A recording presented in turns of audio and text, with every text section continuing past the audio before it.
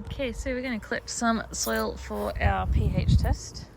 I'm going to collect some from here, some from there, and some from over there somewhere.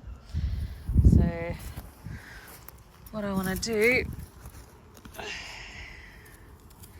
is dig down under the topsoil a bit and get some of that. Alright, we're going to mix this all together to get an average reading. Unless, of course, we run into problems and then we'll have to take a more precise reading. But right now I just want the average. And that's going to have to do for there. So that's as deep as I can dig. And then under here we're just going to move some of that organic material out of the way. There we go. So that's that. Let's go test it. Okay, so we are going to do the soil test. So there's a couple of ways of doing this. Firstly, we have our soil, the same soil I collected just before. We have vinegar and bicarb. That's for the home done one. And then if you're going to be fancy, a soil pH test kit. Want to make sure it's a soil, not a hydroponic one. Just make sure it's a soil test kit.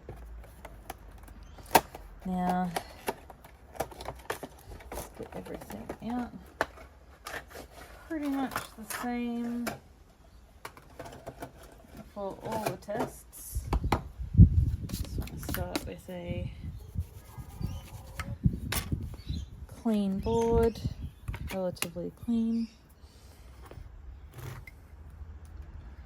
Now, for the home tests, actually I should probably have a little container. Where is one of my little?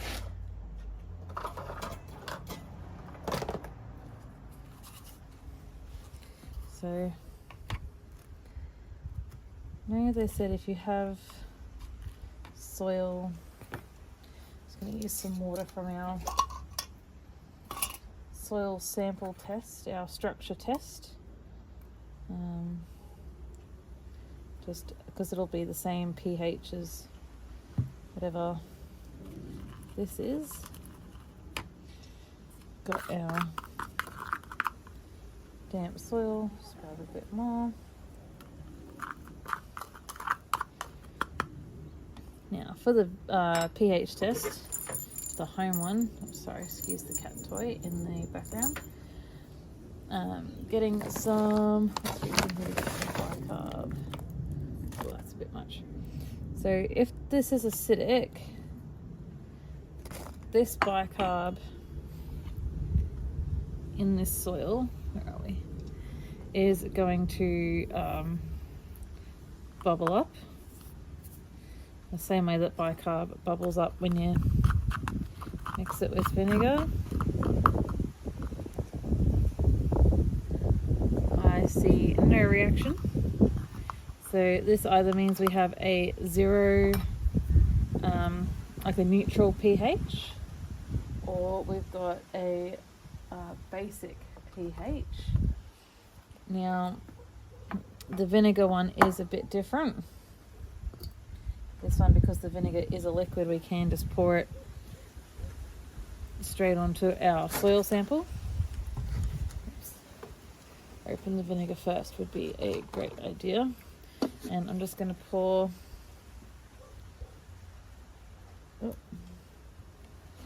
a little bit in and mix it round. And there's no, maybe the slightest bit of bubbling, but there's not really any bubbling happening in there. That either also means we've got a neutral pH or an acidic pH. So I'm thinking we've got a neutral pH, but the one thing that'll tell us for sure, 100% for sure, let me just wipe spoon. That's my spoon. Is we're going to get our commercial soil pH tester. So it has instructions that are, for me, stuck together. This got wet a couple of years ago. So it gives you directions for selecting soil sample and how to measure it. So we're going to place a level teaspoon of our soil on our board. We're then going to add 3 drops of the dye indicator. 3 to 5 drops, it says. Stir with the spatula provided. So I'll see if we can hold this up. Actually, I might just adjust you guys. There we go. That's better. We stir with this. Mix it in real good, like a pasty consistency.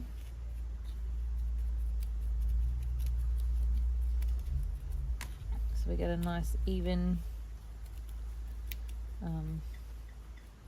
mix there. Might just need one more drop. There we go, one more drop of the soil indicator liquid. Put that in.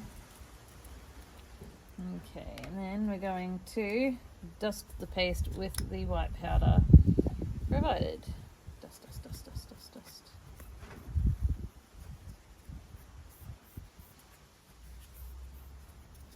If it'll come out of the container. There we go. Smacking the bottom works. Now that's an interesting result. And then I've got to wait for approximately 1 minute. So while that develops there for about the minute, you can see this chart here gives you everything around the whole, well, not the whole range of the pH scale because it's missing 1, because obviously soil's 1, you're not going to want to touch it with your hands. Now, things like blueberries like soil in between here, and azaleas, I think roses also are down here, and then you've got mushrooms that prefer stuff more up there. Now, just going to use the other end just to tap that in, sorry, just so we can see the colour. I say this is looking, I'm just going to tap the extra soil. Say this is looking interesting because we have a mix of green and purple. So we are, according to this test kit, we are around a 7, 7.5 in there. So what this means for us is pretty good. We're pretty close to neutral. Any plants that like a nice neutral soil, they're going to do well. Anything that wants to have a more acidic soil will struggle a bit, and this soil is definitely not good for blueberries or azaleas or roses because it is way too basic for them. Actually, we could even be closer to an 8. So the closer we get around this side, the more we have to do amendments to this soil to make it more acidic. There's some things you can do that are quite simple. Other things involve buying products in like sulfurs and things like that to change the soil, or buying lime to sweeten the soil. We're obviously zero cost garden, trying not to do cost things. So we are going to look at amending this mild alkaline soil, mild basic soil, with our natural, well, not natural, but like, our cheap home remedies. So there we go, that's a pH soil test done. Wash your boards, clean them off, dry them off before you put them away. Try not to get your pH tester kit. pH tester kits, as you see, we only used a couple of drops and a sprinkling. Like I bought this before I even moved into this house, so we're talking like a while ago. Probably like 6 or 7 years ago. There we go, it even says on the back, like, to lower the pH, sulfur, to raise the pH, garden lime.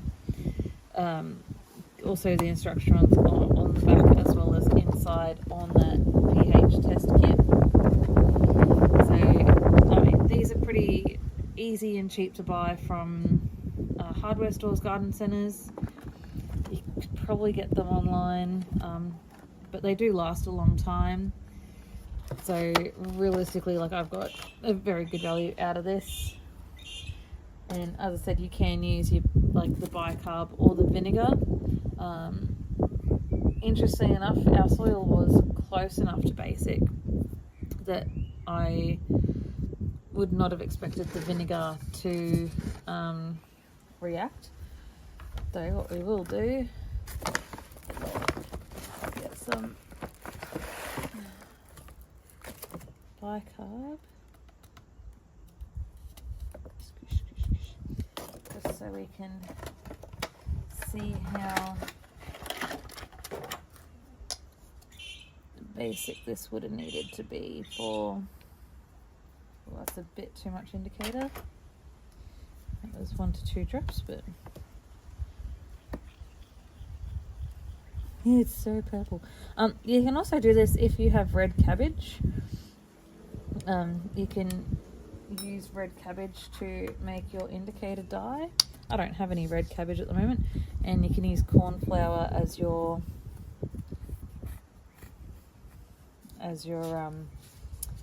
powder indicator.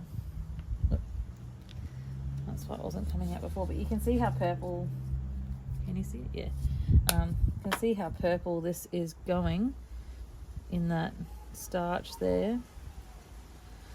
So that is incredibly, if we look at our chart there, we're looking easily up at that 10 mark for bicarb. So our vinegar would definitely have reacted if our soil was this basic, or alkaline, but obviously our soil's only somewhere between a 7 and an 8, closer to the 7 side, so it was never going to react that strongly. And of course it wouldn't react with the bicarb because our soil's not even on the acidic side of the pH. So there we go, simple pH tests that you can do at home. This is our soil test for the drainage. We dug down as deep as we could. We did encounter rocks, unfortunately, so we dug as deep as we could. You can dig deeper if you want to. Okay, so we've dug our holes for the water test, also for the earthworm test. We did not find that many earthworms in here, so it is quite poor soil. Now, water test, we're testing for drainage. So our aim is to fill this hole up, and then we will count how long it takes this hole to dry up. The issue is our soil is quite sandy, so I don't know if with our maximum hose pressure if we'll be able to even fill up the hole. I think we'll see a lot of drainage really quickly. So we filled 2 holes up with water. I kept the hose on until it completely reached the top. They did start draining while I was filling, so I just left it go. And here you can see the time lapse of it draining. This drained easily halfway in under 5 minutes, definitely showing us how sandy this and lack of water retention that this entire garden has, which isn't surprising because it has been left to its own devices for quite a while. The bottom bit did take a little bit longer to completely drain out, but it was still drained in under 30 minutes. Okay, so in this section, I was hoping to put in the heavy metal soil testing that we did. We're still awaiting the results of that. So we're hoping that just like our garden, just because we're next door, our garden came back that we didn't have any heavy metals or anything that would prevent us planting a garden in our yard. We're hoping that is the exact same for next door. So until we get those results, we're just going to keep going as we have been. We're still 2 weeks away from processing our green manure at the recording of this. I waited as long as I could to see if we'd get the results back. Obviously, it's just taking the maximum time for that. I did send it away about 5 weeks ago now. So hopefully, cross fingers, nothing iffy comes back in that test. But I do recommend that you look for anyone in your local area who does soil testing. Usually a lot of survey companies will do it, or they'll know someone who can. That way you know that you're not going to have lead or mercury or anything nasty going into your edible food, or that there's no really significant like bad bacteria vibes that are probably going to kill everything off. I also was ordered from them an NPK test, just so that we could get a base level of our soil nutrients, and that way we can retest again in 12 months just to see if we have improved our soil, but not only like have we, but by how much.